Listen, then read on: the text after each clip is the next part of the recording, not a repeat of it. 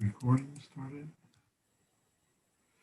All right, the court is calling cause number 2020 DCM 6009.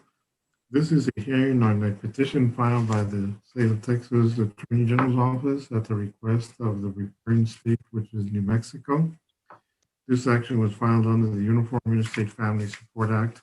The state of New Mexico is asking the state of Texas to establish parent-child relationship. In this case, there appears to be one minor child before the court.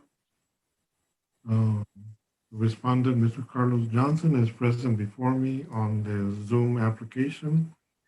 And we are doing this hearing on Zoom because we cannot appear in court due to the current pandemic crisis that's going on. However, the state's Supreme Court of State of Texas Council of Judges have authorized us to conduct these hearings through Zoom. In compliance with the state rules that we have to keep our courts open to the public, this matter is being live streamed on the YouTube channel.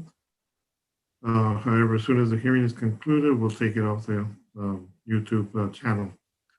The record of this hearing is being maintained by the computer-generated system, and that is the official record of this matter. The last party not to talk over each other and conduct themselves accordingly as if we were in court. Now, I understand, Mr. Johnson, you visited with the Attorney General's office prior to when my calling this case. Yes, sir. Announcement to be made in this matter, Ms. Kaplan? Yes, Your Honor. The state has calculated a current child support judgment, current child support amount in the amount of $385 a month with credit for one other child and with credit for providing health and dental insurance. Obligation to begin March 1st, 2021. The state has also calculated a retroactive child support judgment going back 48 months or 4 years based on the minimum wage presumption with credit for another child of $189 a month for 48 months is $9,072. This is to be repaid at $50 a month beginning March 1st, 2021 as well. And Mr. Johnson is to provide both health and dental insurance through his employer for the benefit of the child who is the subject of this suit. Okay. And of course, this establishes that Mr. Johnson is the father of the child subject of this lawsuit, Angela Johnson. Yes, Yes, Your Honor. Mr. Johnson, you heard the agreement has been stated by the Attorney General. Is this what you have agreed upon, sir? yes, sir.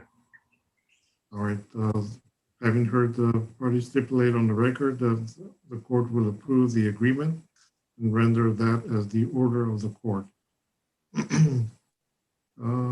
Kaplan, how do you wish to present the order to the court? Permission to question Mr. Johnson regarding order submission. Yes, ma'am. Go ahead.